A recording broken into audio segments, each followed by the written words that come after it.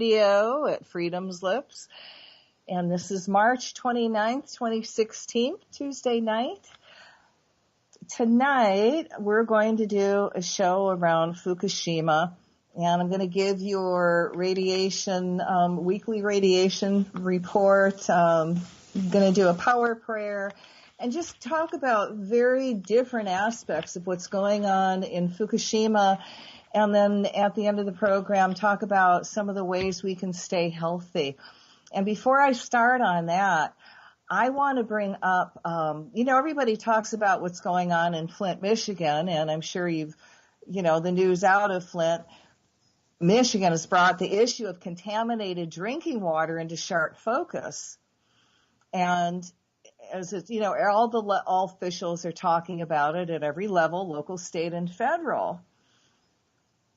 None of those guys, they knew about the lead poison water, and they did absolutely nothing. And we're talking about at least a year and a half that the governor of Michigan, Rick Snyder, and there is a petition now going on to recall Rick Snyder. And, if you can find it online, I would really suggest that you sign it and just go to Michigan Governor Snyder recall petition, and I'm sure you will bring it up. And why am I bringing up Flint? Because the Navajo water supply is actually more horrific than Flint. And no one cares because they're Native American. Now, under the state-run systems like utilities and roads, poorer communities are the last to receive attention from government plagued by inefficiencies and corrupt politicians. And perhaps no group knows better than this than the Native Americans who have been victimized by government for centuries. In the western U.S., water contamination has been a way of life for many tribes. The advocacy group Clean Up the Mines describes the situation in Navajo country, which is far worse than in Flint, Michigan. Since the 1950s, their water has been poisoned by uranium mining to fuel the nuclear industry and the making of atomic bombs for the U.S. military. Coal mining and coal-fired power plants have added to the mix. The latest assault on Navajo water is carried out by the massive toxic spills into the Inamis and San Juan rivers when the EPA recklessly attempted to address the abandoned Gold King mine. In 2015, the Gold King mine spill was a wake-up call to address dangers of abandoned mines, but there are currently more than 15,000 toxic uranium mines that remained abandoned throughout the U.S., said Charmaine Whiteface from the South Dakota-based organization Defenders of the Black Hills. For more than 50 years, many of these hazardous sites have been contaminating the land, air, water, and national monuments, such as Mount Rushmore and the Grand Canyon. Each one of these thousands of abandoned uranium mines is a potential Gold King mine disaster with the greater added threat of radioactive pollution. For the sake of our health, air, land, and water, we can't let that happen. There is no comprehensive law requiring cleanup of abandoned uranium mines, meaning corporations and governments can walk away from them after exploiting their resources. And 75% of abandoned uranium mines are on federal and tribal lands. Leona Morgan of Dine No Nukes points out one example. The United Nuclear Corporation mill tailings spill of 1979 north of Church Rock, New Mexico, left an immense amount of radioactive contamination that down steamers today are currently receiving in their drinking water. A mostly Navajo community in Sanders, Arizona, has been exposed to twice the legal limit allowable for uranium through their tap. Last week, Dine No Nukes participated in protests in Washington, D.C. to raise awareness of past and ongoing contamination of water supplies in the West, which disproportionately affects Indian country. The delegation is warning of the toxic legacy caused by more than 15,000 uranium mines nationwide, extreme water contamination, surface strip coal mining, and power plants burning coal laced with radioactive particles, radioactive waste from oil well drilling in the Bacan oil range, mill tailings, waste storage, and renewed mining threats to all sacred places, such as Mount Taylor in New Mexico and Red Butte in Arizona. These uranium mines cause radioactive contamination, and as a result, all the residents in their vicinity are becoming nuclear radiation victims.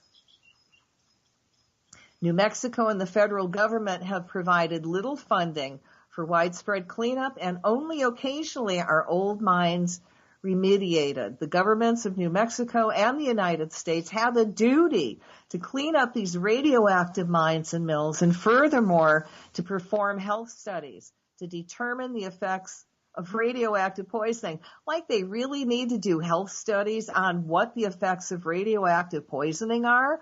Oh my God, can we just say Fukushima? The MASC and the LACSC organizations oppose new uranium mining and demand legacy uranium mines to be cleaned up. Duh. Politicians continue to take advantage of Native Americans, making deals with mining companies that would continue polluting their water supplies. Now, you all know good old Senator John McCain. He sneaked a resolution into the last defense bill, which gave land to Resolution Copper. Their planned copper mining would poison waters that Apaches rely on and would desecrate the ceremonial grounds at Oak Flat. While EPA and local officials have been forced to address the poisoned water in Flint, the contamination of Indian country water supplies continue. A bill called the Uranium Exploration and Mining Accountability Act, introduced by Arizona Congressman Raul Grijalva, has languished in Congress for 2 years. Duh, no surprise there. So, call your local government and call your congressman and the senator and say that you're aware of what's going on in Navajo land about the mines, and that you want them to have clean water, just like Flint, Michigan. I mean, there's neither one of them is any better or worse. One's getting radiated to death and the other one's got lead poisoning. The results are the same. It kills you. All right, let's talk about Fukushima.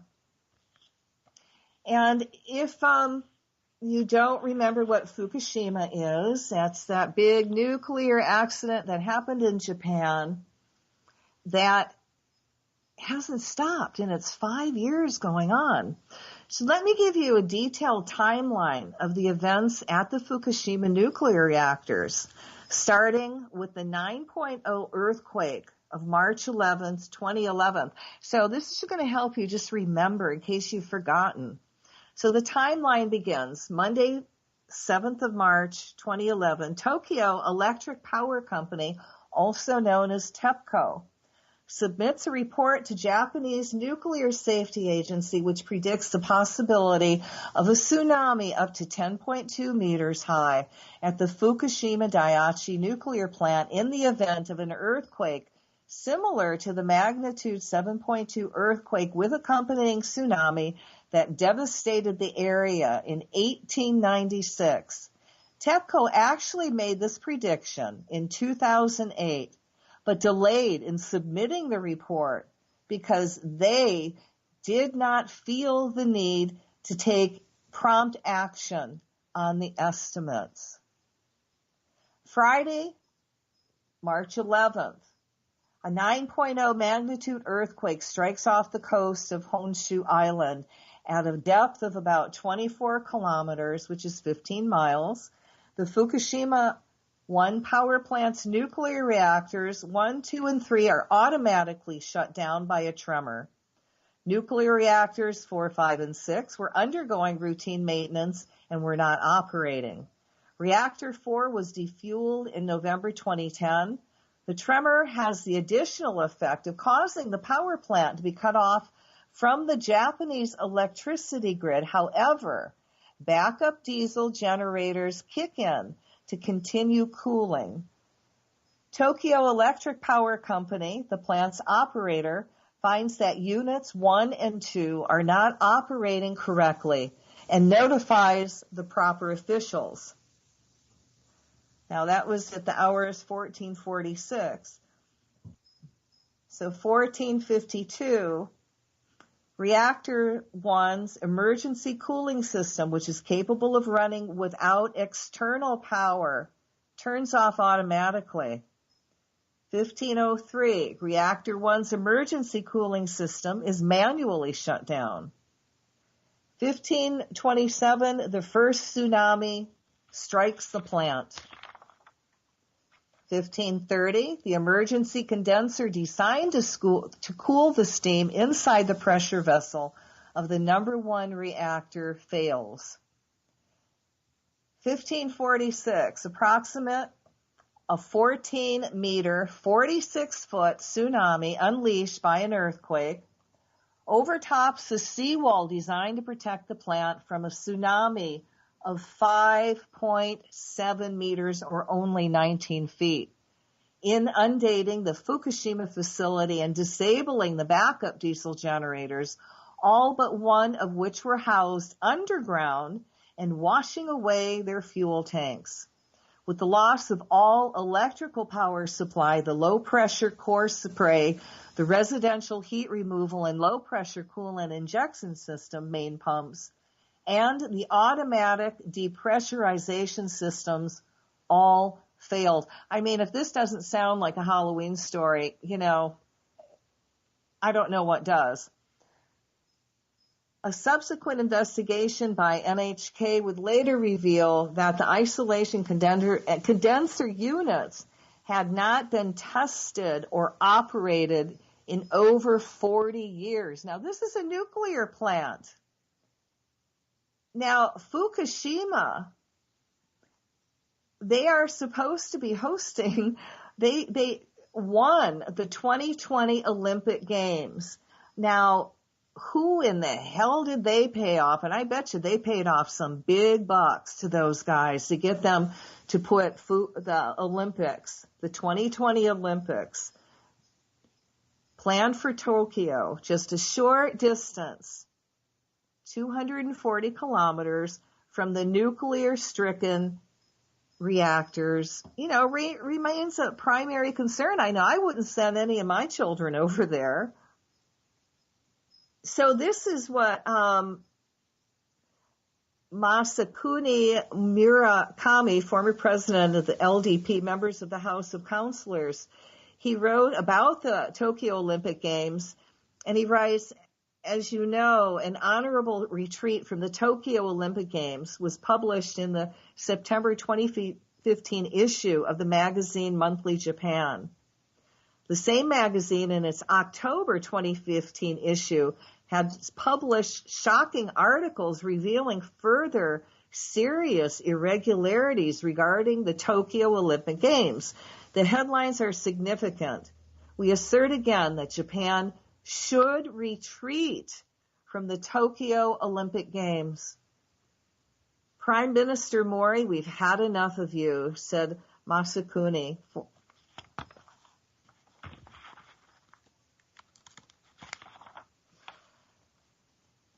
And he was really upset because it all started with the false assurance made by Prime Minister Abe. I'm convinced of the far-reaching and decisive impact of the articles. The IOC cannot much longer ignore the increasing demand to send neutral scientists to Japan in order to ensure the health and safety of Olympic athletes and visitors. The initial commitments of the Tokyo Olympic Games have now all been broken. The OC should disqualify Tokyo. Japan is now obliged to choose between an honorable retreat and a shameful disqualification. The future of the Olympic Games is at stake, and they really need a good decision.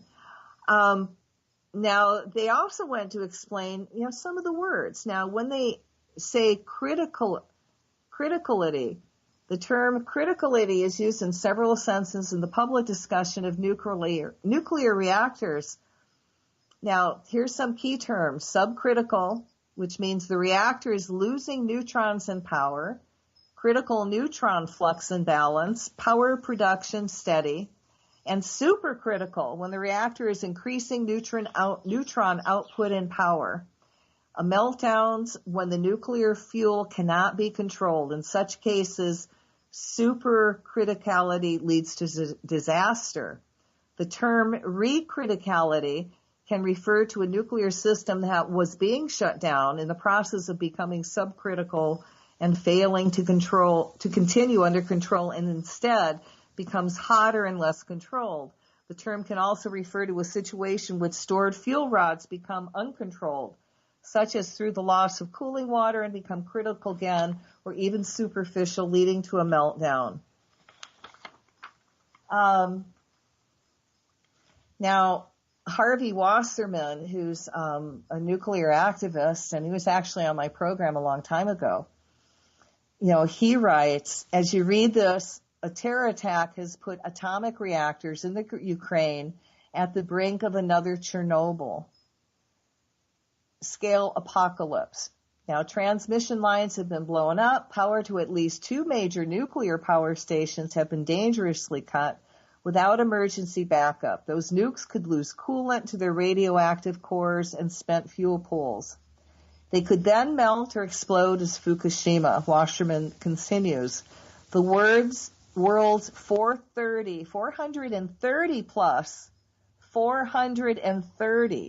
plus licensed commercial nuclear plants give terrorists like ISIS the power at any time to inflict a radioactive apocalypse that could kill millions, destroying huge parts of the earth and devastate the global economy.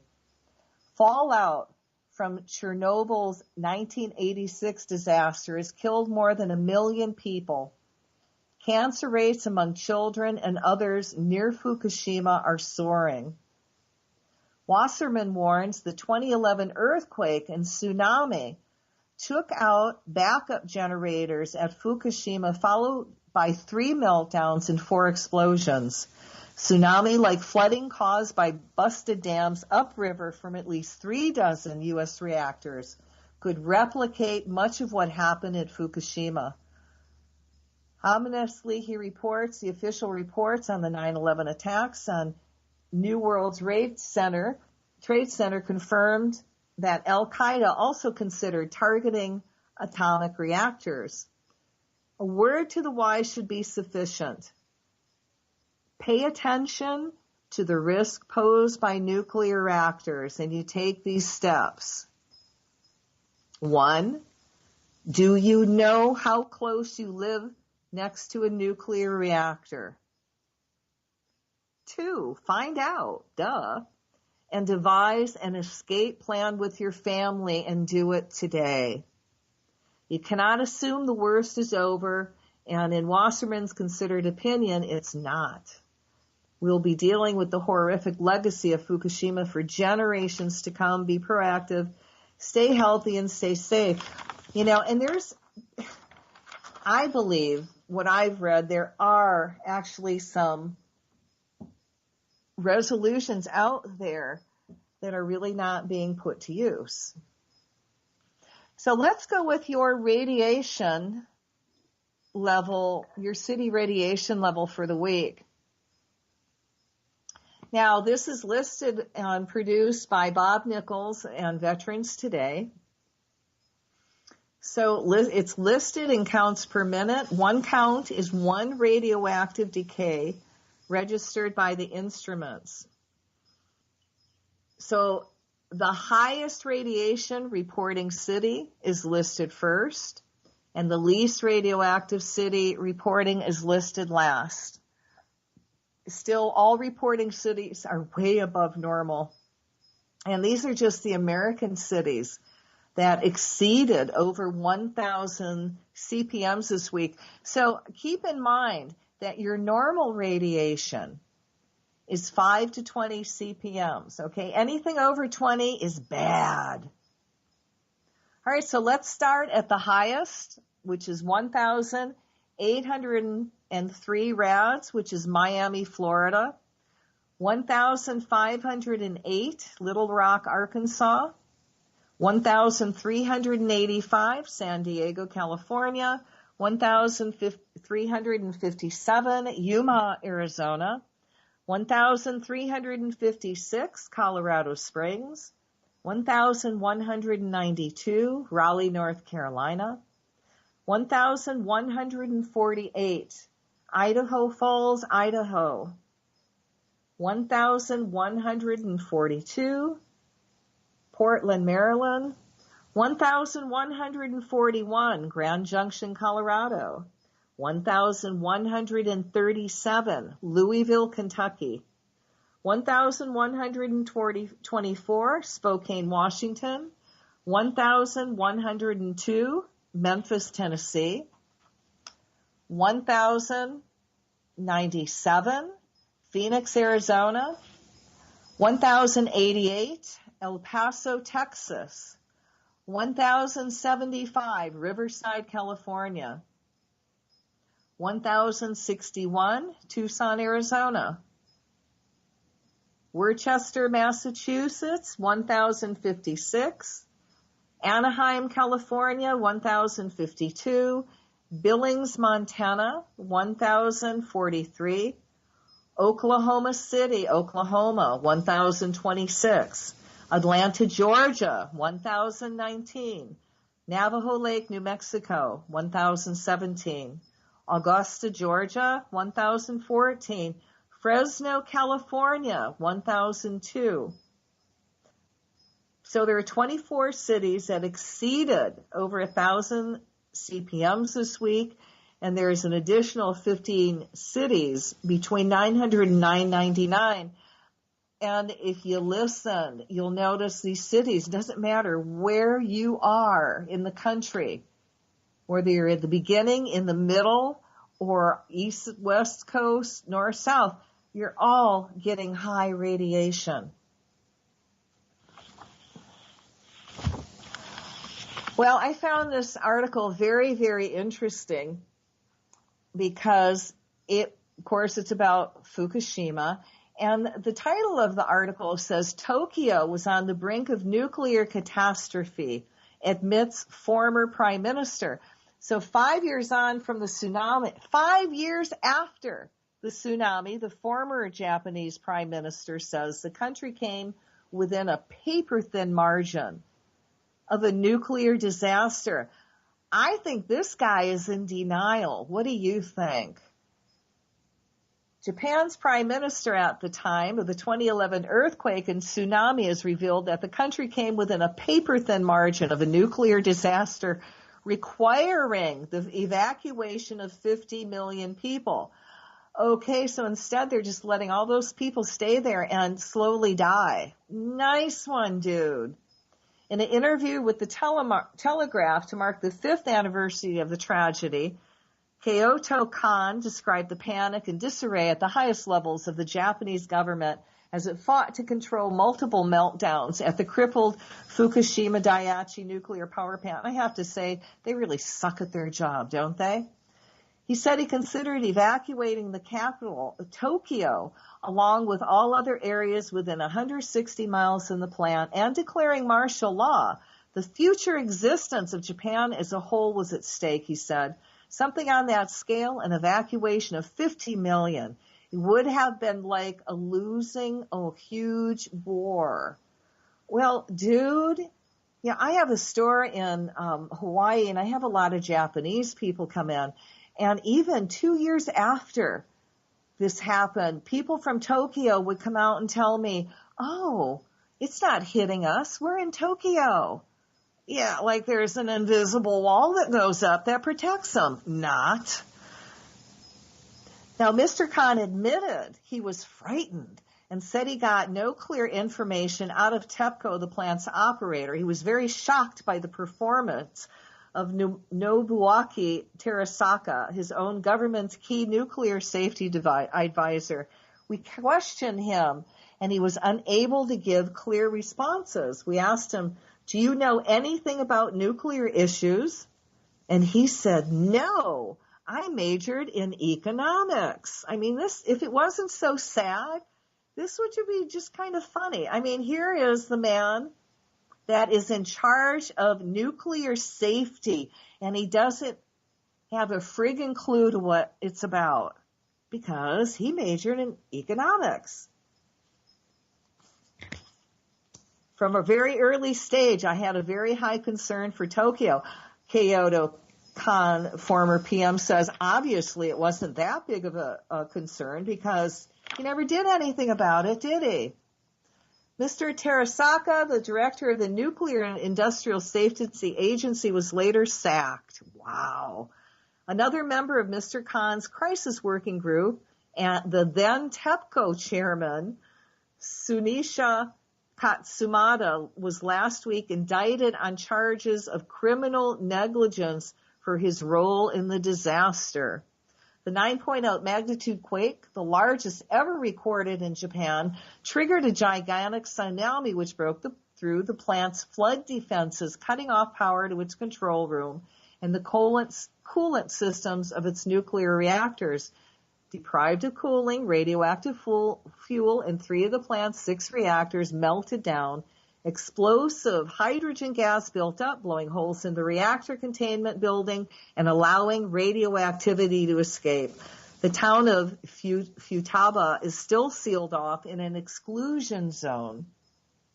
When we got the report, the power had been cut and the coolant had stopped working. That sent a shiver down my spine, Mr. Khan said. From March 11th, when the incident happened, until the 15th, the effects of radioactive contamination were expanded geographically.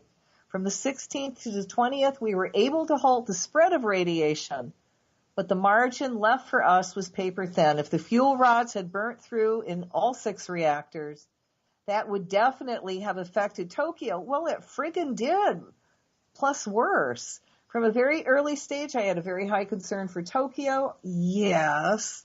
I was forming ideas for a Tokyo evacuation plan in my head. In the 1923 earthquake, the government ordered martial law. I did think of the possibility of having to set up some emergency law if it really came down to it. We were only able to avert a 250-kilometer evacuation zone around the plant, which is 160 miles, by a wafer-thin margin, thanks to the efforts of people who risked their lives. Next time we might be so lucky. This guy is in such major denial, don't you think? Dramatic CCTV footage from the plant released in 2012 showed a skeleton staff, the so-called Fukushima 50, struggling to read emergency manuals by torchlight and battling with contradictory, confusing instructions from their superiors at TEPCO. At one stage, an appeal went out for workers to bring batteries from their cars so they could be hooked up to provide power for the crippled cooling systems. I mean, is this really scary? This scares me. Total disaster was averted. I'm sorry, I just can't read this without making comments. Okay, my bad. When total disaster was averted, when seawater was pumped into the reactors, with the plant manager, Masao Yoshida, later said he considered committing hara-kiri, ritual suicide, in despair at the situation.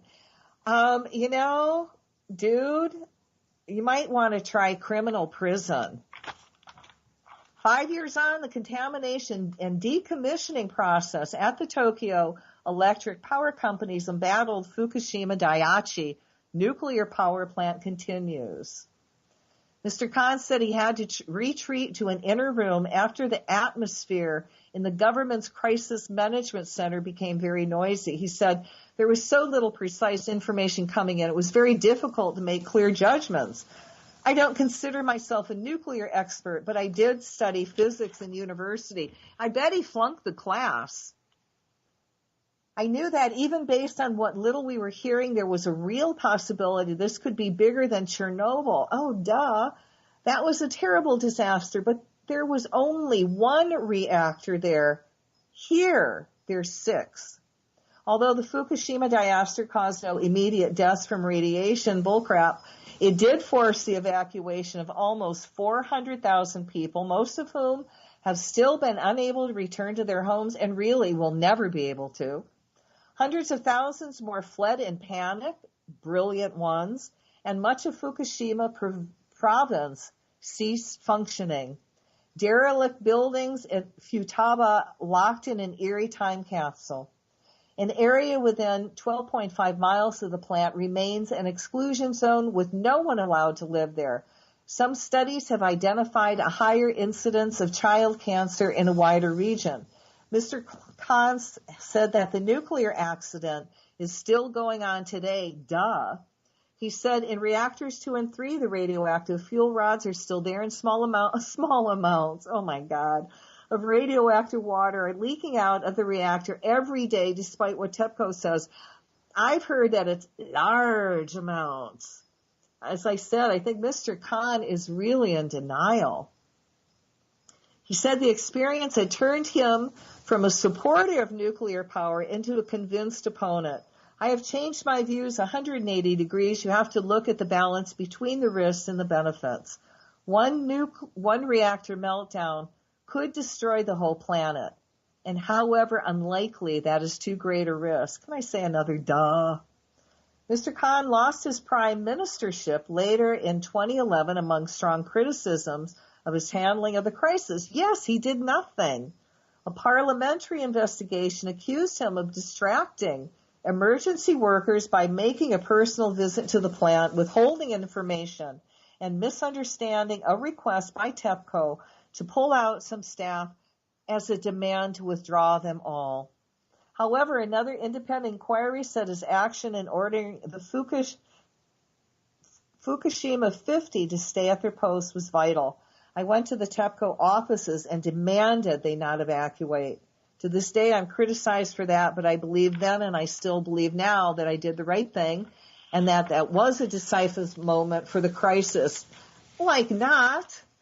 Derelict buildings and a destroy. He admitted regretted his decision not to publish results from a computer system called Speedy System for prediction of environmental emergency dose information, which accurately forecasts the spread of radioactivity around the plant and could have saved thousands of local residents from exposure. I mean, don't you really, he regrets. He regrets. How awesome of him. He just regrets. He criticized his successor as Prime Minister Shinzo Abe for restarting some of the country's nuclear power stations, all of which were shut down after the crisis, saying that Japan had not learned the lessons enough and was closing its eyes to the risk of a second disaster. He has joined protest demonstrations against the plant reopenings. There's a clear conflict between government policy and the wishes of the public, he said. Additional protective measures against tsunamis have been taken, such as raising the protective walls, but I don't think they go far enough. We shouldn't be building nuclear power plants in areas where there is a population to be affected. And, you're right on the water. After the tsunami, Japan went without power for years, so it can be done. A sign in Futaba says that a lot of the accident was caused before March 11th by the complacency and misjudgment of TEPCO, a verdict echoed by the official inquiry, which dubbed the nuclear incident a man-made disaster. The criminal investigation would lead to last week's charges against Mr. Katsumata, and 2 other TEPCO managers found that they had known since June 2009 that the plant was vulnerable to a tsunami but had failed to take preemptive measures despite knowing the risk. Mr. Khan expressed satisfaction at the charges brought last week against the senior TEPCO manager, and he said he would testify against Mr. Katsumata if asked. Don't you just get the feeling that these are the patsies going down? Now, you want to go back to General Electric, who built the plant, who okayed the design, who okayed where it was supposed to be built. All those people need to go to jail, need to go to prison for what they've done. So now, what has the new Prime Minister of Japan done? Oh, I mean, you just can't write this crap, you know what I mean? And what they've done is they've created a new Fukushima fascism. They've got a new secrecy law that may make Japan's democracy a relic of its pre-Fukushima past. And again, this was written by Harvey Wasserman. Spelling it out, people opposed to the state secret bill hold a protest banner at a rally in Tokyo's Yurakucho district. Fukushima continues to spew out radiation. The quantities seem to be rising, as do the impacts. The site has been infiltrated by organized crime. Yeah, the Yakuza are in it. There are horrifying signs of an ecological disaster in the Pacific and human health pacts in the U.S. and worldwide. But within Japan, a new State Secrets Act makes such talk punishable by up to 10 years in prison. Taro Yamamoto, a Japanese legislator, says the law represents a coup d'etat leading to the recreation of a facet state. The powerful Asahi Shimbun newspaper compares it to the conspiracy laws passed by totalitarian Japan in the lead up to Pearl Harbor and warns it could end independent reporting on Fukushima. It did. Prime Minister Shinzo Abe has been leading Japan in an increasingly militaristic direction. Tensions have increased with China. Massive demonstrations have been renounced with talk of treason. But it's Fukushima that hangs most heavily over the nation and the world. Tokyo Electric Power has begun the bring down of hot fuel rods suspended high in the air over the heavily damaged Unit 4. The first assemblies it removed may have contained unused rods. The second may have been extremely radioactive. But TEPCO has clamped down on media coverage and complains about news helicopters filming the fuel rod removal. Talk about brave people doing that. Under the new State Secrets Act, the government could ban and arrest all independent media under any conditions at Fukushima, throwing a shroud of darkness over a disaster that threatens us all. By all accounts, whatever cleanup is possible will span decades. The town of Fairfax, California, has now called for a global takeover at Fukushima. More than 150 signees have asked the UN for an intervention. Yeah, I always say if there was ever a country that needed to be invaded right now, it is Japan. As a private corporation, TEPCO is geared to cut corners, slash wages, and turn the cleanup into a private profit center. It will have ample opportunity. The fuel pool at Uniform poses huge dangers that could take years to sort out, but so do the ones at Units 1, 2, and 3. The site overall is littered with thousands of intensely radioactive rods and other materials whose potential fallout is thousands of times greater than what hit Hiroshima in 1945. Soon after the accident, TEPCO slashed the Fukushima workforce. It has since restored some of it, but has cut wages. Shady contractors shuttle in hundreds of untrained laborers to work in horrific conditions. Reuters say the site is heaving it's already been infiltrated by organized crime, raising the specter of stolen radioactive materials for dirty bombs and more. Thousands of tons of radioactive water now sit in leaky tanks built by temporary workers who warn of their shoddy construction. They are sure to collapse with a strong earthquake. TEPCO says it may just dump the excess water into the Pacific anyway, which we already know they are. Nuclear expert Arjun Makhijani has advocated the water be stored in super tankers until it can be treated, but the suggestions have been ignored. Hundreds of tons of water also flow daily from the mountains through the contaminated site into the Pacific.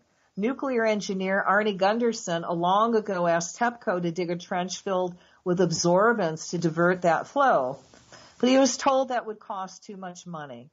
Now, TEPCO wants to install a wall of ice, but that can't be built for 2 years. And actually, they tried and it failed. Meanwhile, radiation is now reaching record levels in both the air and water. The fallout has already been detected off the coast of Alaska. It will cycle down along the west coast of Canada and the U.S. to northern Mexico by the end of 24. It's already there. Massive disappearances of sea lion pups, sardines, salmon, killer whales, and other marine life are being reported, along with a terrifying mass disintegration of starfish. One sailor has documented a massive den zone out 2,000 miles from Fukushima. Impacts of humans have already been documented in California and elsewhere. Without global intervention, long-lived isotopes from Fukushima will continue to pour into the biosphere for decades to come. The only power now being produced at Fukushima comes from a massive new windmill just recently installed offshore. Amidst a disaster it can't handle, the Japanese government is still pushing to reopen the 50 reactors forced to shut down since the meltdown.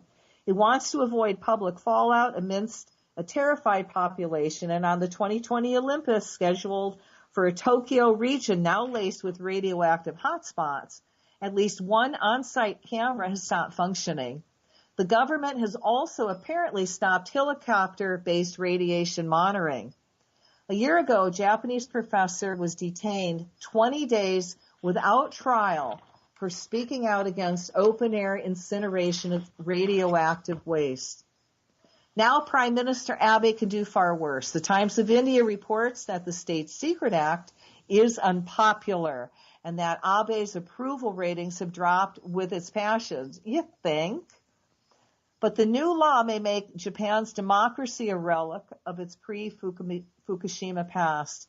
It's the cancerous mark of a nuclear regime bound to control all knowledge of a lethal global catastrophe now ceasingly escalating. Whew, like I said, it is like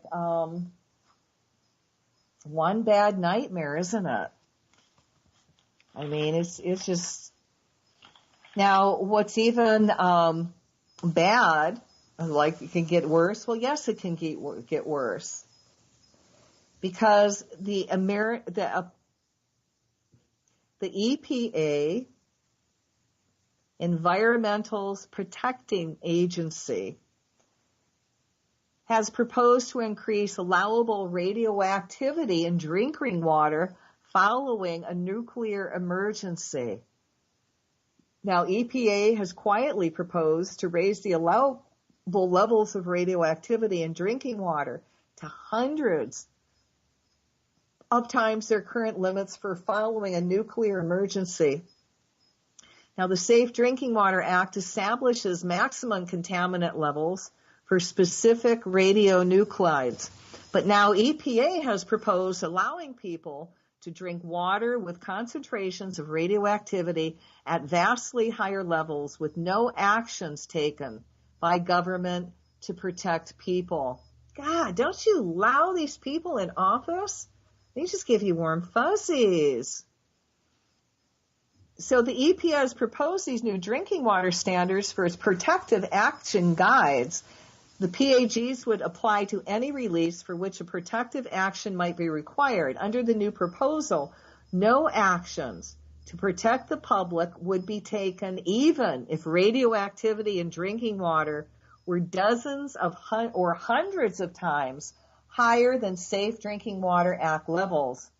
This would force the public to use contaminated water containing dangerous levels of radioactivity far beyond the current standards. The drinking water PAG would not be for the immediate phase of an emergency, but for the intermediate phase after the release has been stabilized and lasting up to several years.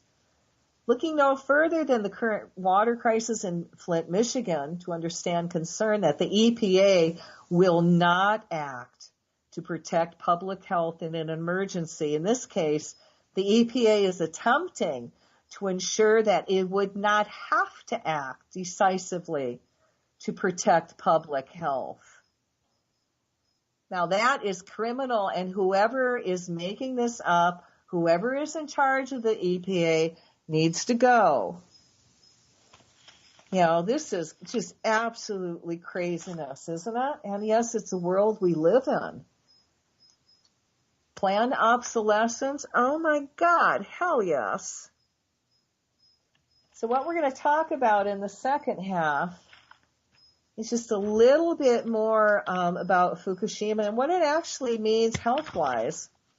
And we're going to do a Fukushima power prayer and then talk about how we can actually, you know, what some of the foods are that we can take and what we can do to try and stay as healthy as we can through these crazy times.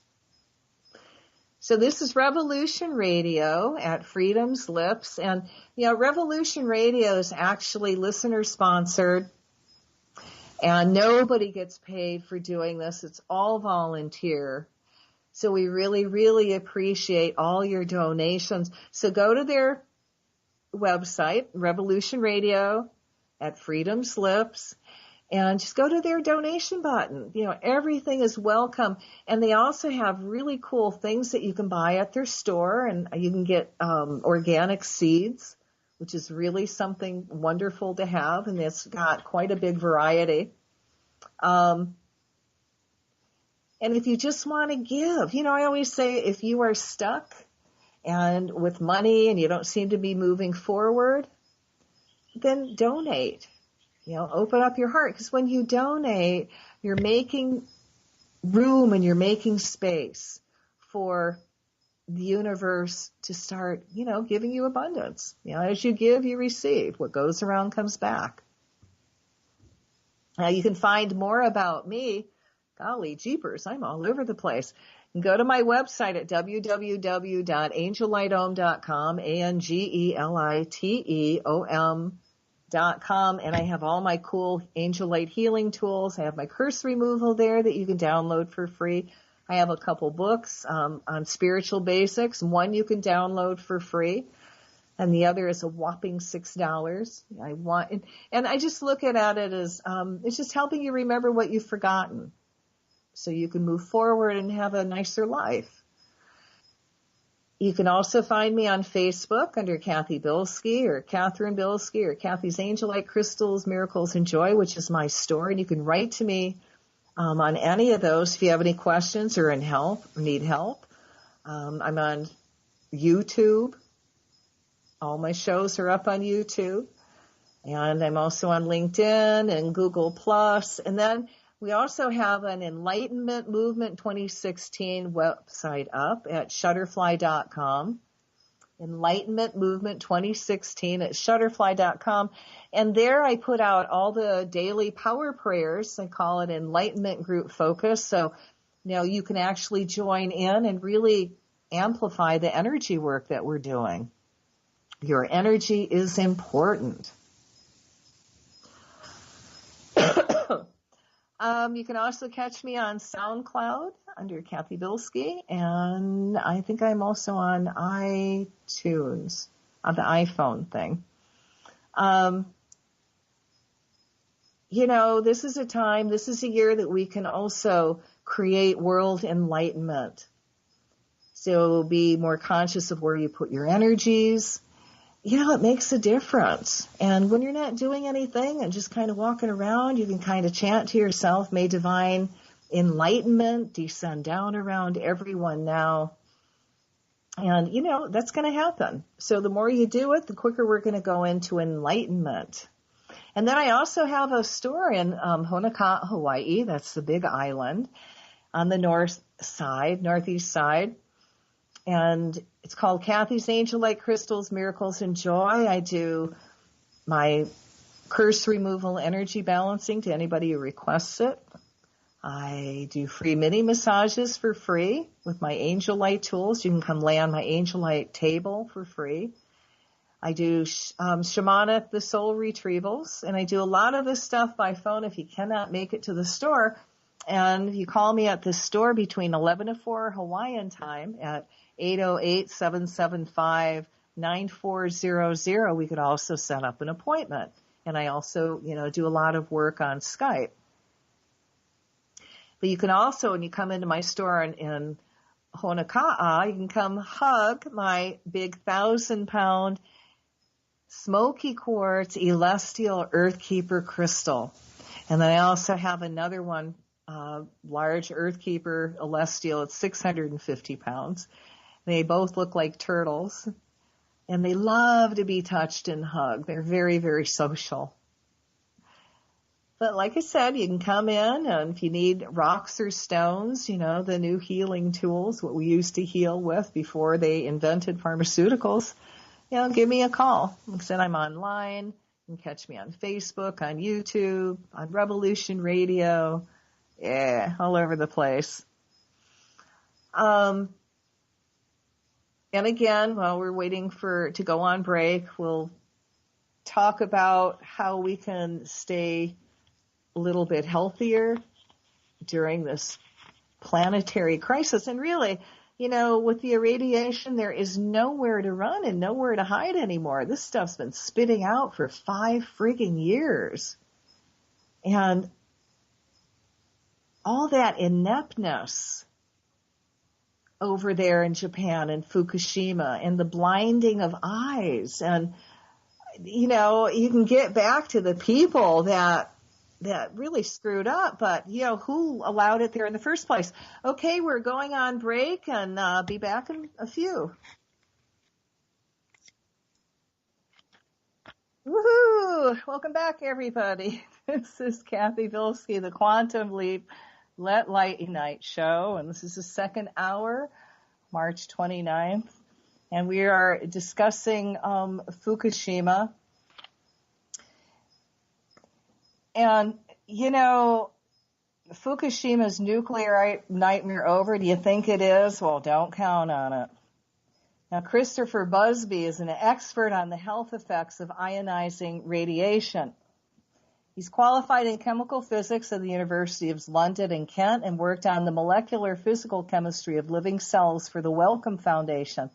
Professor Busby is the scientific Secretary of the European Committee on Radiation Risk based in Brussels and has edited many of its publications since its founding in 1998. He has held a number of honorary university positions, including visiting professor at the Faculty of Health at the University of Ulster. Busby currently lives in Riga, Latvia. So this is what he published on Fukushima. A fishing boat washed up by the March 11, 2011 tsunami, and black plastic bags containing radiated soil leaves and debris from the decontamination operation are seen in fronts of cranes and chimneys of Tokyo Electric Power Company's Fukushima Daiichi nuclear power plant. On the 5th anniversary of the catastrophe, Professor Geraldine Thomas, the nuclear industry's new public relations star, walked through the abandoned town of Okuma inside the Fukushima exclusion zone with BBC reporter Rupert Wingfield Hayes. Thomas was described as one of Britain's leading experts on the health effects of radiation. She is of the opinion that there is no danger and the Japanese refugees can come back and live there in the, quote, zone. Her main concern seemed to be how untidy it all was. Left to wreck and ruin, she complained sadly. At one point, Rupert pulled out his Geiger counter and read the dose, 3 microsieverts per hour. Now, how much radiation would it give in a year to people who came back there, he asked. Thomas replied, about an extra millisievert a year, which is not much considering you get 2 millisieverts a year from natural background. The long-term impact on your health would be absolutely nothing. This woman is very sick and needs to go to prison for talking like this. I am so sorry. Now, anyone with a calculator can easily multiply 3 microsieverts, 3 by 10 times 6, by 24 hours and 365 days a year. The answer comes out to be 26 millisieverts, not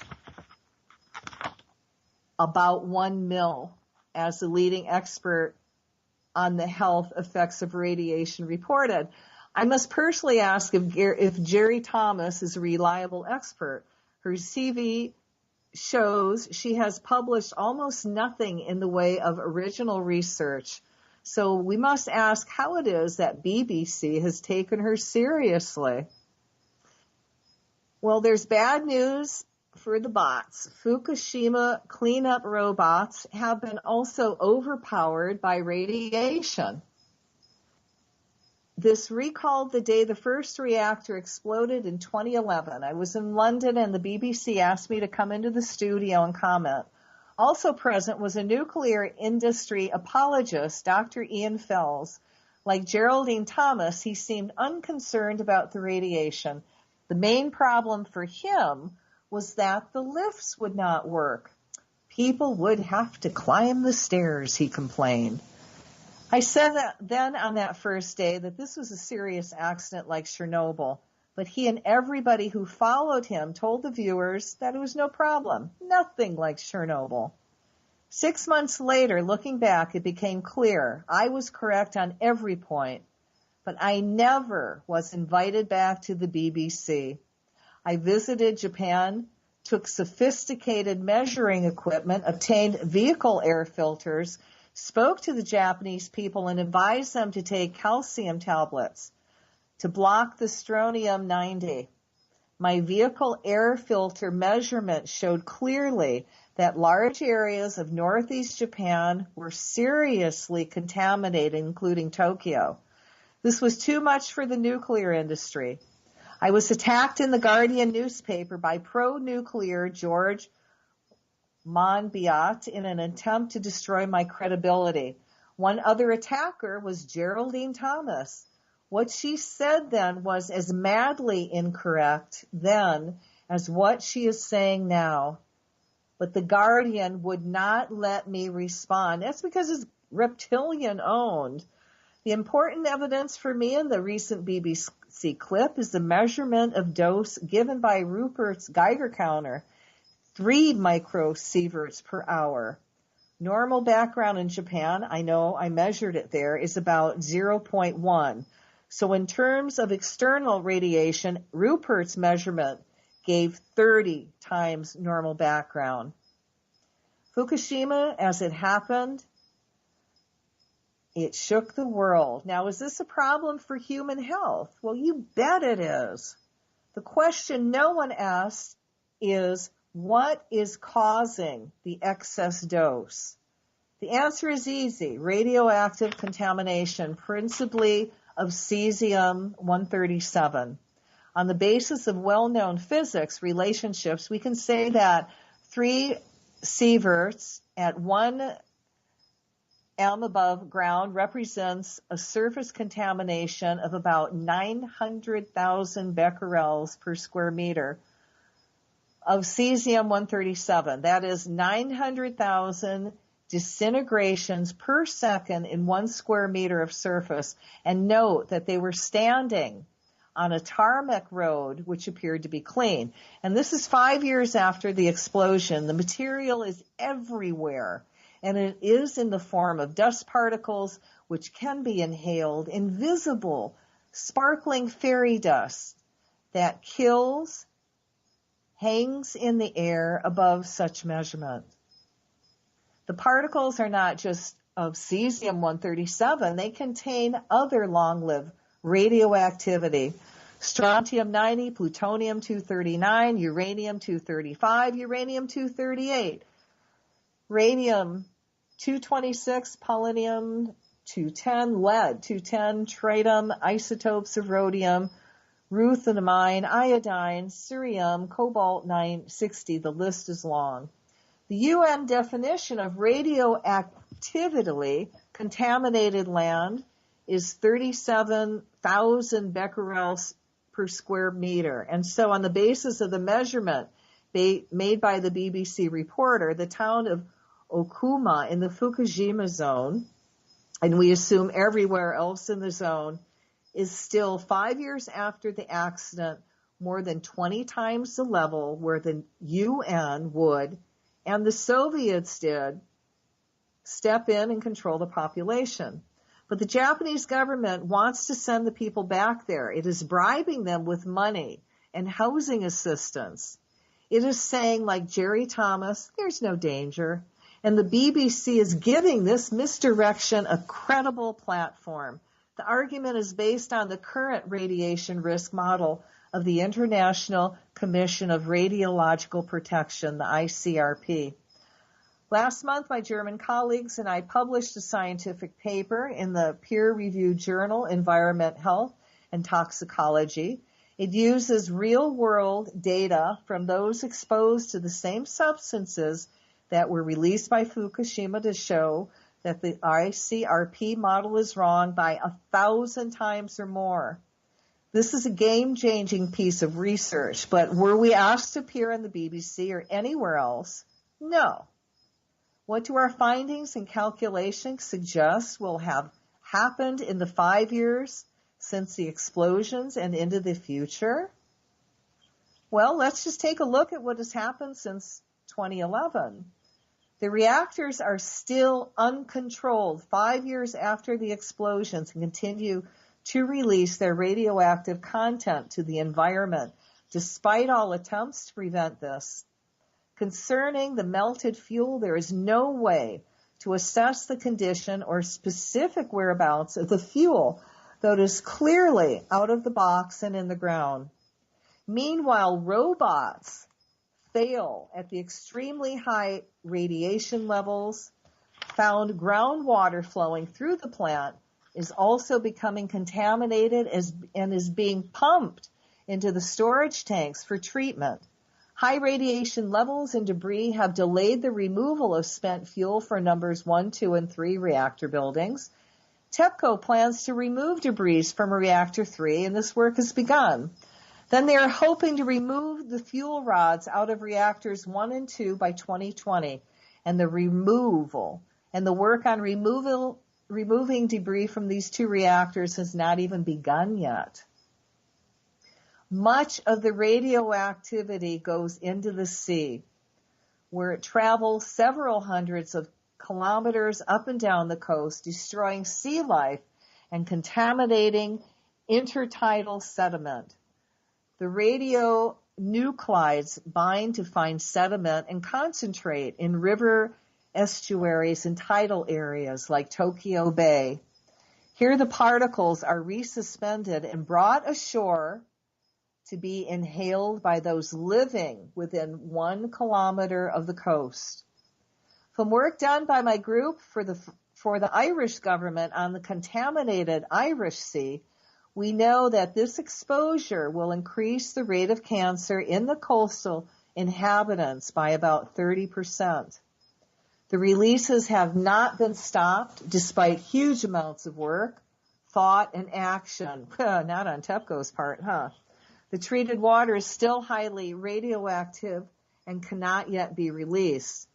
That's the real problem on site with 3 heavy spent fuel pools still full and largely inaccessible. Collapse of the buildings would lead to coolant loss and a fire or even an explosion releasing huge amounts of radioactivity. So this is one nightmare scenario. Son of Fukushima. A solid wall at the port side may have slowed the water down, but diverting the water may cause problems with the water pressure on site and thus also threaten subsidence. Space for storing the radioactive water is running out, and it seems likely that this will have to be eventually spilled into the Pacific, which we already know they are spilling it into the Pacific. Acute leukemia is a direct result of working at Fukushima. Now, only 10% of the plant has been cleaned up, although there are 8,000 workers on site at any one time, mostly dealing with the contaminated water. Runoff from storms just brings more contamination down the river from the mountains. There are millions of 1-ton container bags full of radioactive debris and other waste which has been collected in decontamination efforts outside the plant, and many of these bags are only likely to last a handful of years before degrading and spilling their contents. Typhoons will spread this highly contaminated contents far and wide. Let's look at the only real health data which has emerged to see if it gives any support to the original estimate of 400,000 extra cancers in the 200-kilometer radius. Professor Suda has recently published a paper in the peer-reviewed literature for identifying 116 thyroid cancers detected over 3 years by ultrasound scanning of 380,000 0 to 18-year-olds. The background rate is about 0.3 per 100,000 per year. So in 3 years, they can expect 3.42 thyroid cancers, but 116 were found, in excess of about 112 cases. Geraldine says that all these were found because they looked, but Suda's paper reports that an ultrasound study in Nagasaki, no exposures, found 0 cases, and also an early ultrasound study also found 0 cases, so she is wrong. The thyroid doses were reported to be about 10 millisieverts on the basis of the model that gives an error of about 2,000 times. From the results of our new genetic paper, we can safely predict a 100% increase of congenital malformations in the population up to a 200-kilometer radius. In an advanced technology country like Japan, these will be picked up early by ultrasound and aborted. So we will not actually see them. Even if there were data we could trust, what we fail to see is a fall in the birth rate and an increase in the death rate, because we know what has happened around and what will happen. We have seen it happen in Chernobyl. And just like Chernobyl, the Western authorities are influenced by or take their lead from the nuclear industry.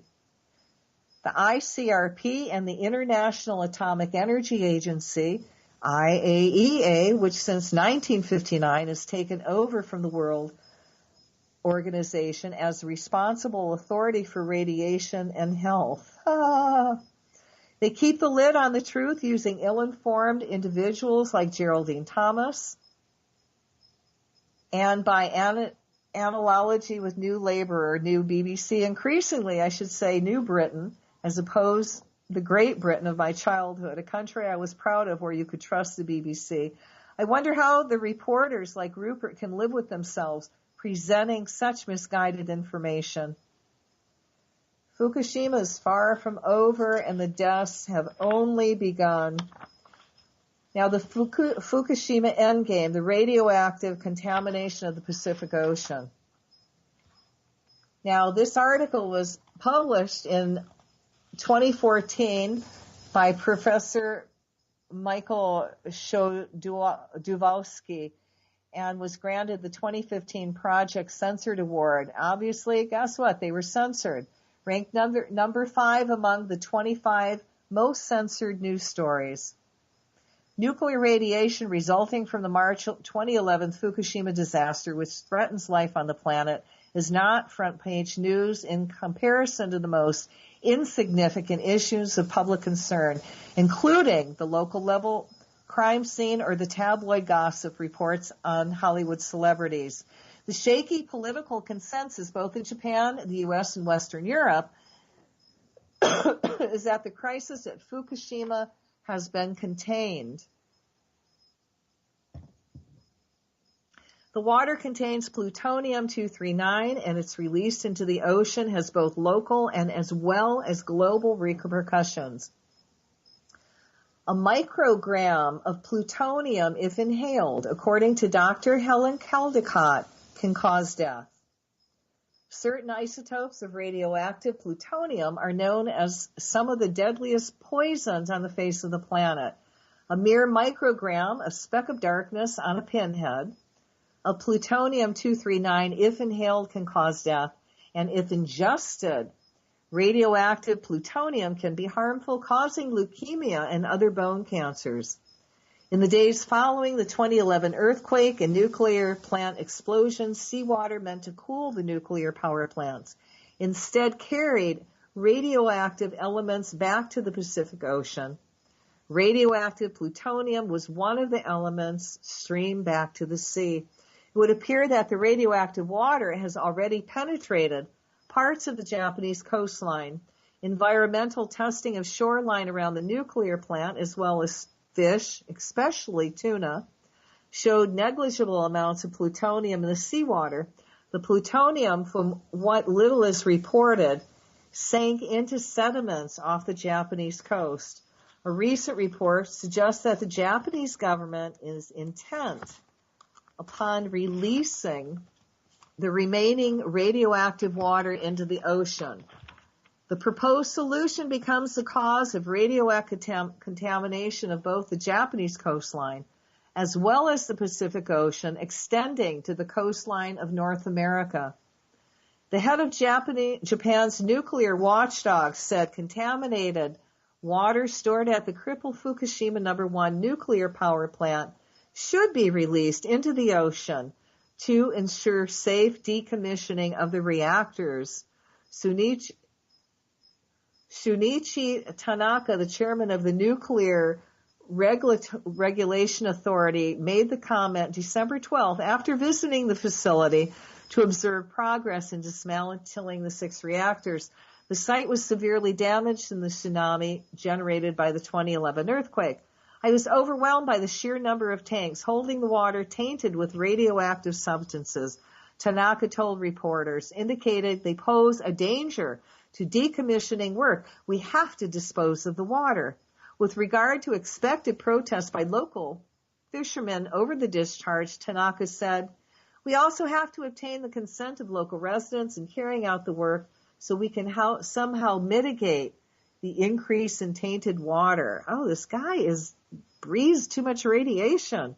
Tanaka has said previously that to proceed with decommissioning, tainted water stored on the site would need to be released into the sea so as long as it had been decontaminated to accepted safety standards. But we already heard what some of those accepted safety standards are. Yeah, no.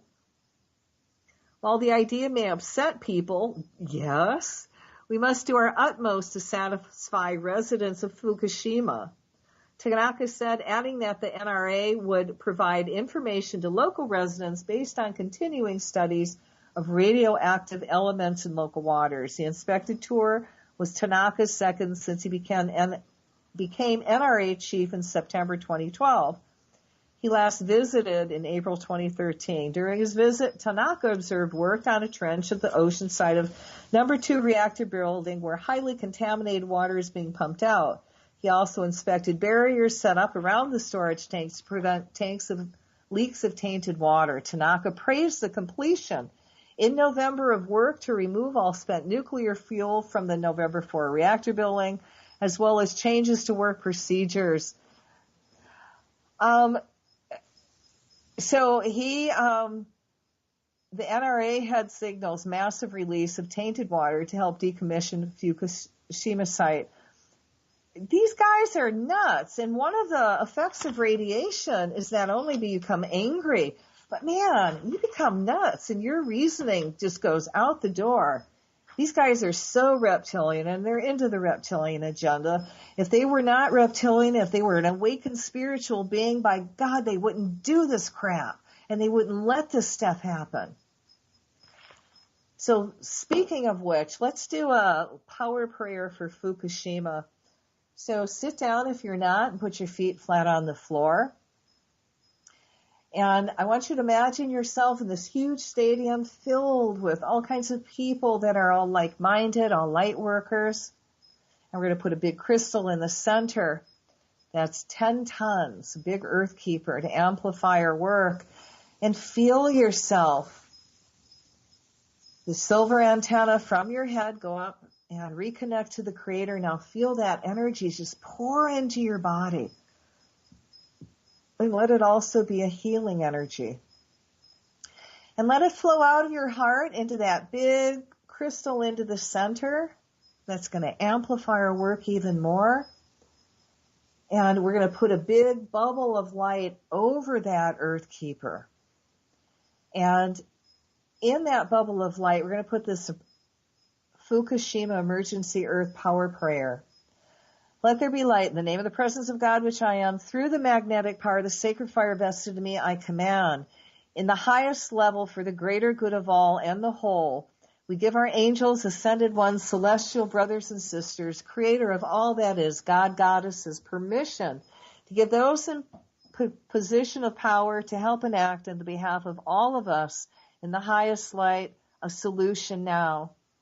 We call to the higher selves of Japanese Prime Minister Shinzo Abe and Japan's nuclear experts who are teamed with TEPCO management, who are now attempting to regain control of the facility, to put their egos aside, allowing outside help to come in now. We call the higher selves of all decision makers on the planet to also put your egos and agendas aside and make some effort into solving the nuclear challenge now. Please, Creator, prevent further negative events from unfolding. May solutions be found now and technologies come forth to clean up the existing damage that has taken place and prevent any further catastrophe from happening. May the solutions that come forth deactivate and return the site to wholeness and all other sites around our planet also that are out of balance with sacred natural laws of the universe. We thank you with love and gratitude. I call the higher selves of everyone on earth that is sending any energy to help calm the nuclear challenge in Japan, asking permission to work with all their energies and create one huge group energy. Imagine a beautiful bubble of healing energy forming now over all of Japan and the nuclear reactors. This energy is such a high healing vibration that is sending the elementals what they need to calm down and work in harmony with each other again. As all our energies are combined, we now call to all the living masters, all magicians on the planet, the angels and the Creator know who they are, for there are too many for me to name. As a group, I ask that they add their divine energy to the healing bubble over Japan. Let their energy now also be amplified 100,000-fold. We call to all the divas and highly evolved elementals to step in and help these elementals remember the shape they should now be in. We now call to the Creator and whatever God, goddess, highly evolved being that you work with to please step in.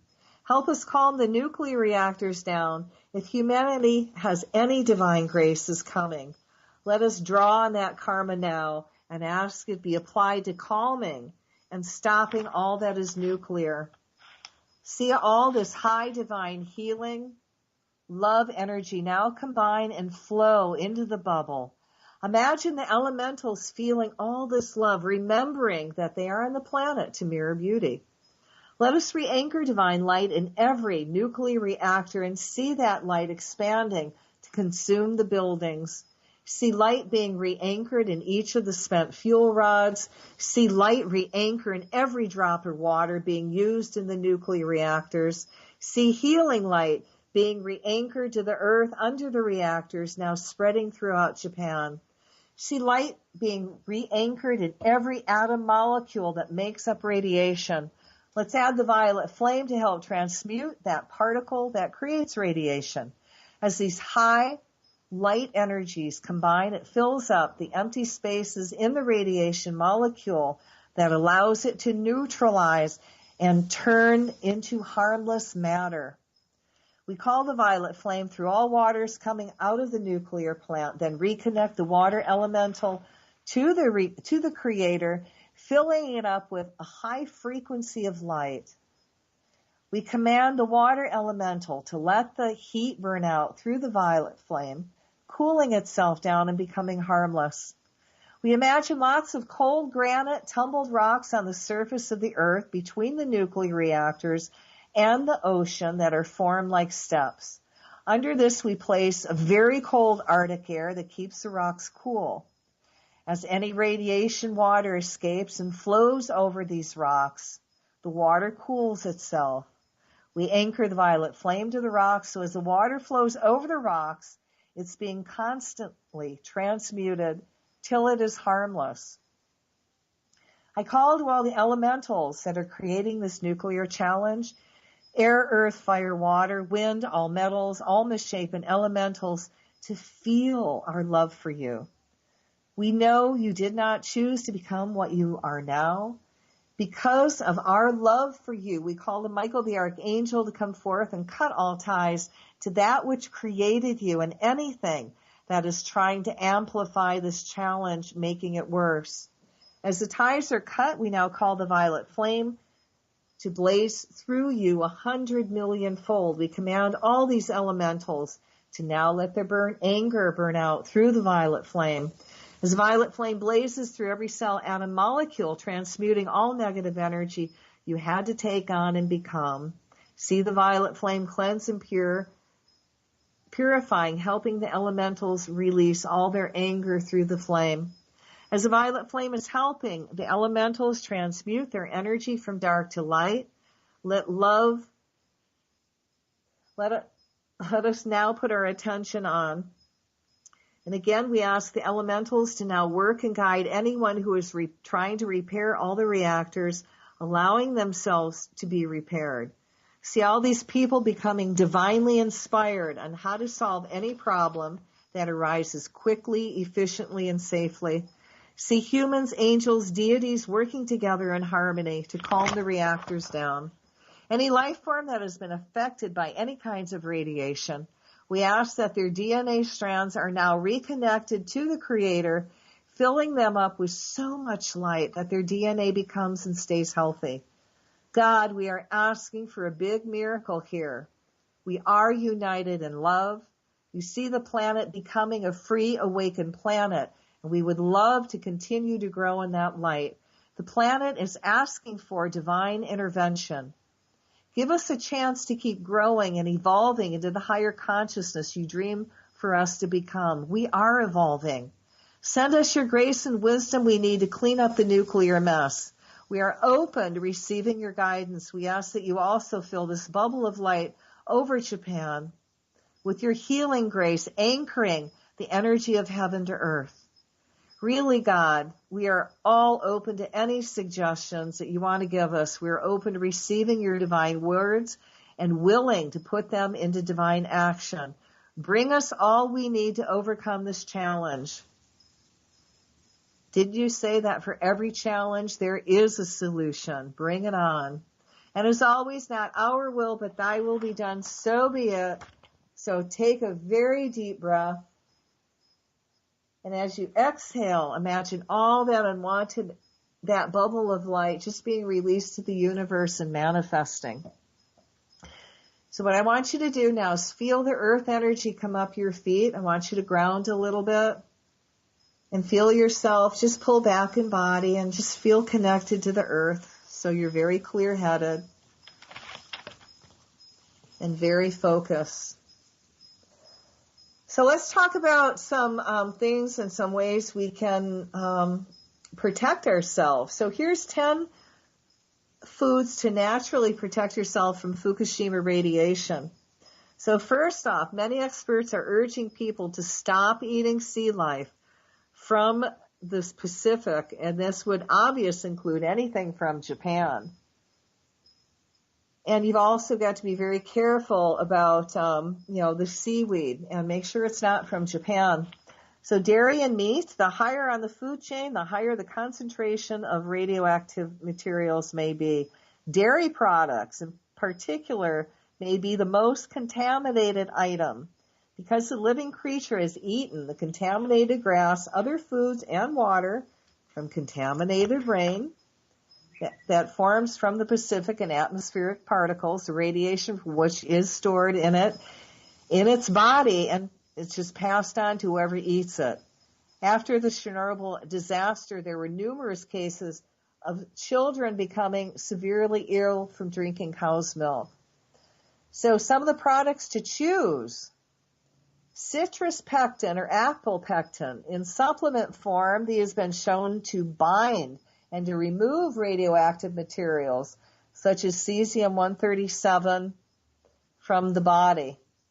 Spirulina and chlorella have both been shown to reduce significantly or even remove radioactive materials in people who were contaminated by the Chernobyl fallout. However, again, the blue-green algae superfood should not be sourced from Japan or nearby waters. Seaweeds and green and black teas, for that matter, have been shown to neutralize radioactivity isotopes in the body and contain a high amount of protective natural iodine that would definitely protect the thyroid. You know, many people are claiming that Dulce from Ireland is the safest. The jury is still out on California coastal seaweed. Don't. But some people are actually even buying Geiger counters to test everything they consume. I want a Geiger counter for my birthday. Geiger counters are rather blunt tools, though. They don't tell you the type of isotope that's involved. I personally would not eat seaweed from the west coast of North America or Japan, but that's an individual decision. So you should also take foods high in carotenes, vitamins C and E, are natural protectors against radiation-induced carcinogenesis. This includes carrots, sweet potatoes, beets, winter squash, kale, collard greens, chard, and spinach. Beta-carotene, however, may actually promote cancer, so be careful of that. So now the entire cabbage family is high in catholic acid, which may protect peripheral blood lymphocytes against gamma radiation-induced cellular damage. This would include broccoli, cauliflower, arugula, bok choy, radishes, mustard greens, and the like.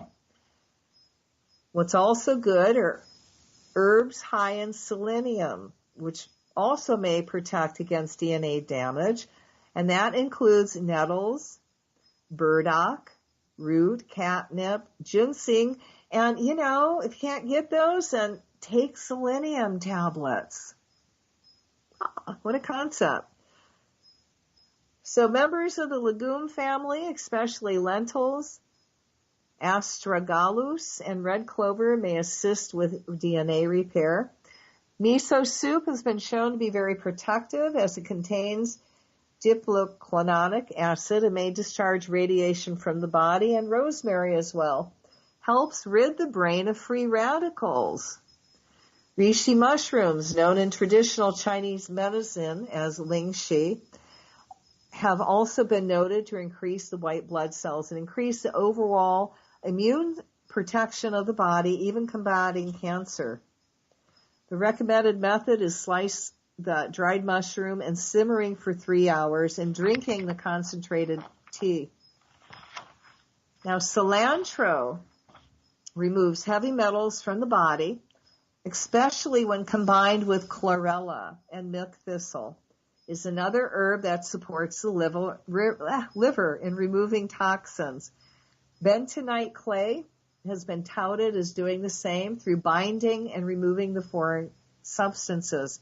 So despite radiation worries, there are some things you can load up to lessen your toxic intake.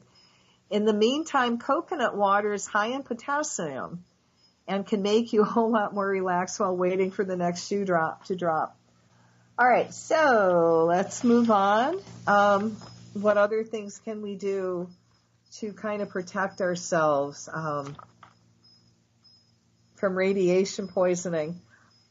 So this one, astragalus root is a traditional Chinese medicine used to treat viral infections, including the common cold.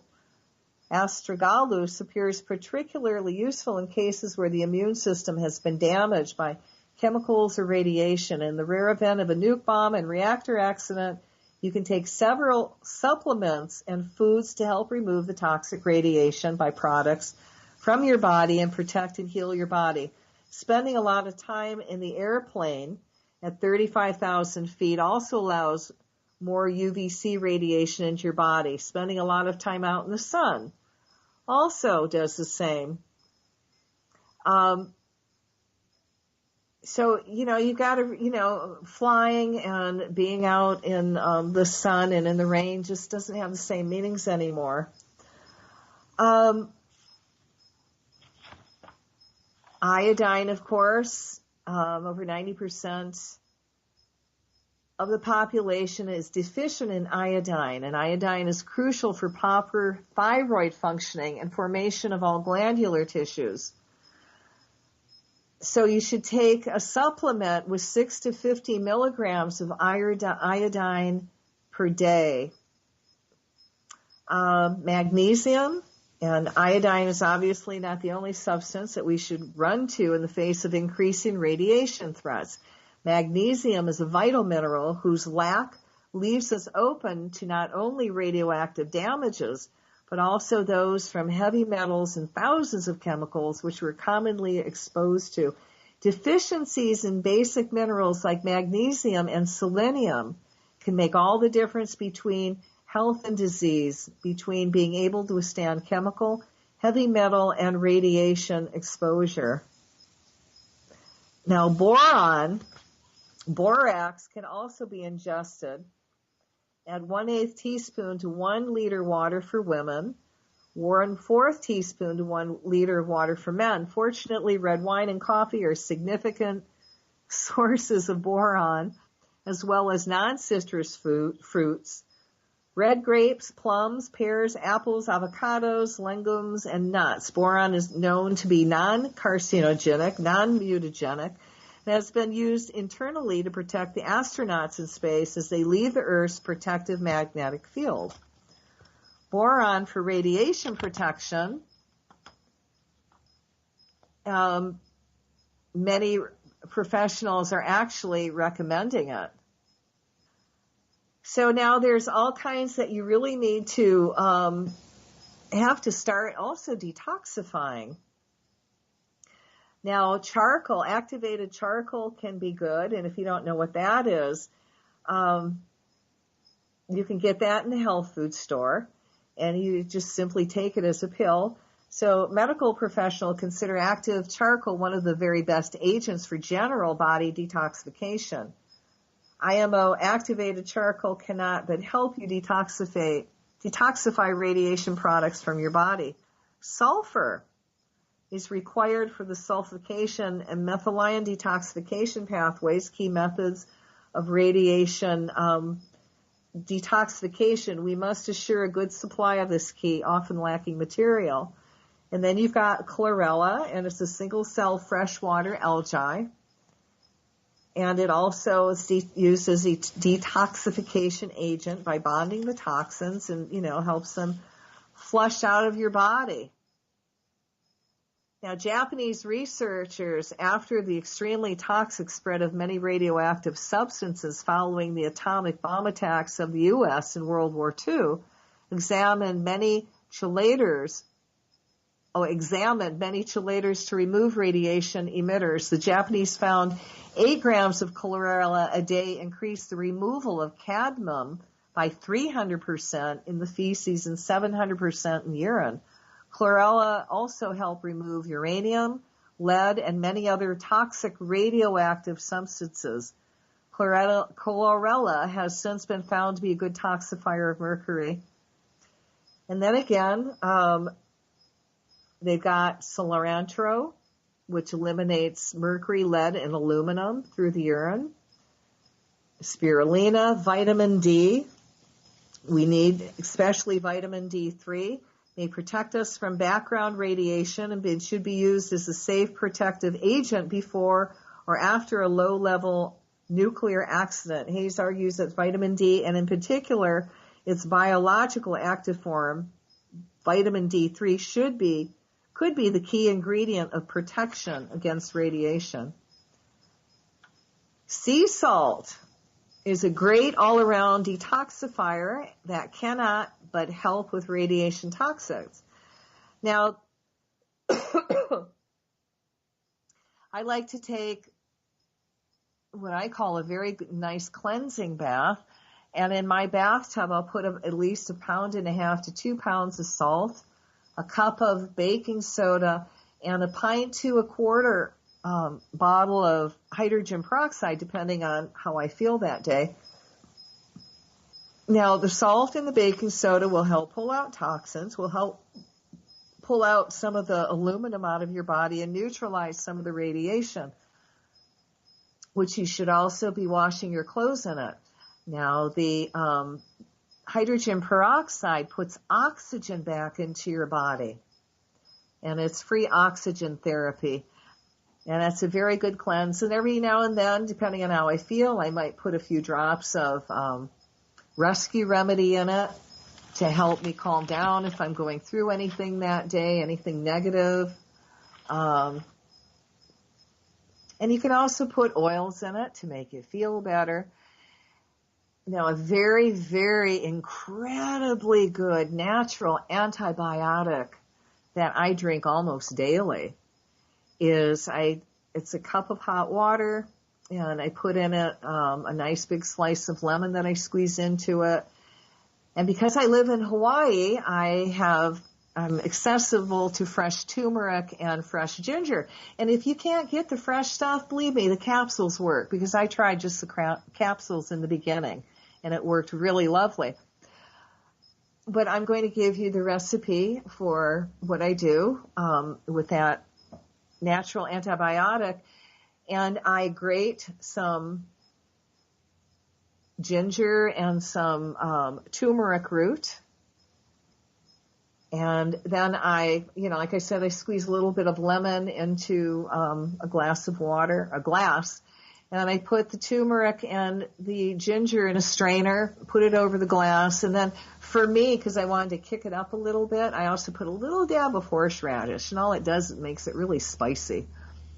And then I get boiling hot water and I pour it in there, and then I let it sit there until it gets cool, and then I drink it. But oh my God, I have a lot more energy when I do that.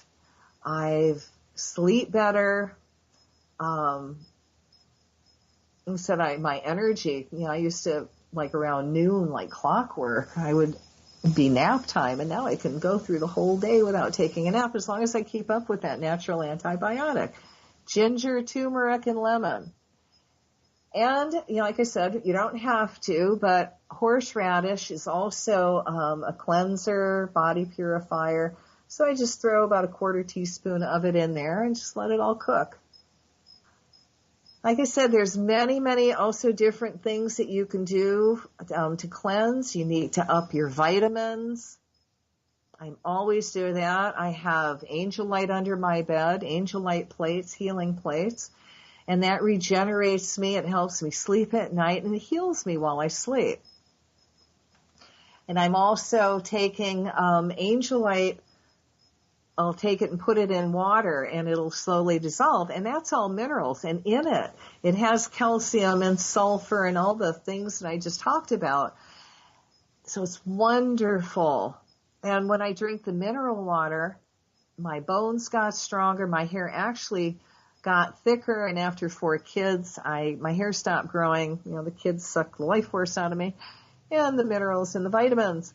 The angel light put it back in. And my hair started growing again. It got thicker, and now it's, down to my rear. And I'm 63. So, and have your hair still grow. So you have to uptake in all your minerals. If you're outside a lot, do things for your heart. Start drinking aloe vera juice. And then add cherry juice into it. That's to open up circulation, and that's to strengthen your heart. And also, if you have to,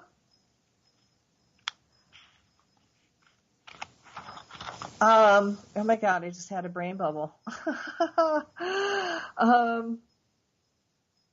Oh my goodness, what was I talking about?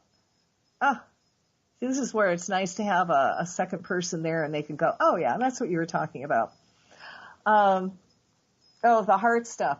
You've got to take the vitamins, and it matters, especially if you're outside a lot. And if you're a young kid, it doesn't matter what your age is.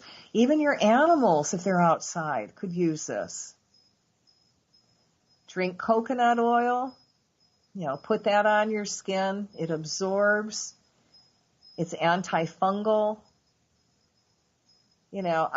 People ask me, why do I look so young when it's 63? Oh my God, I got 25-year-olds pursuing me. And no, I'm not a cougar. Okay. And I just tell them, I am friggin' high maintenance. I am constantly cleansing. If you can, you want to eat organic as much as you can. Juice instead of drinking soda water. So here's a real quick list of things that you can do, again, that can help you with radiation. And I love at the top of the list, avoid all possible radiation. Yeah. Okay, here we go. Activated charcoal, alfalfa sprouts, apples, ashwagandha, and I have no idea what that is, astragalus, bee pollen, beets, which is a super detoxifier, bentonite clay, beta-glucan, boron, brown rice, buckwheat, carotene, chlorella, chlorella 2, cilantro, coconut oil, and that supports optimal thyroid health. CoQ10 helps prevent body from absorbing radioactive materials. Cruciferous vegetables, which I have no idea what that is. I'll have to look that up. Curcumin, detoxification, especially using sulfur. Epsom salt, baking soda, and clay baths. Garlic, ginger, ginkgo, ginseng, glutathione, green tea. Yes, it's all in alphabetical order. Iodine, kelp, L-carnosine, magnesium, milk thistle, MSM sulfur, onions, quercetin, resveratrol, rosemary, rutin, sea salt, seaweed, selenium, silica, sulfur, sulforaphane, turmeric, vitamin B complex, vitamin C, vitamin D, vitamin E, wheatgrass, whey, and zinc. Yeah, I think they basically listed all the vitamins and minerals that we need, and, I would recommend going out to your health food store and making an investment for you and the kids.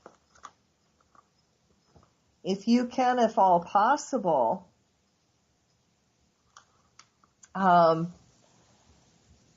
get a reverse osmosis machine for your water. That will clean out the radiation.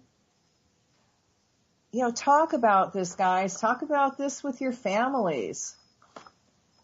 It's really, really important. And the only thing to me that's going to stop this is enlightenment and what we do to push it forward. So, again, please go to the Enlightenment Movement 2016.shutterfly.com and check it out and join. That way you'll get the daily prayers, so you can keep up with it, and we can keep that enlightenment movement moving. This is our year to make it happen. It's our destiny. It's the Hopi prophecy. We've got 25,000 years of peace in front of us, but it doesn't mean that it's just going to drop in our laps. God is going to make us work for it. So put some effort into it. Your energy, where it goes, really makes a difference. Be more aware of the radiation that's out in the air. Living on Earth today is not like it was living in the 50s and 60s. Unfortunately, it's not as simple when you're flying, oh my God, pay extra attention when you fly. And again, you got to keep up on all these cleanses and your vitamins and your minerals and that natural antibiotics. And on that note, you guys, I really hope you have a happy week. May you manifest a lot of your heart's desires, and aloha.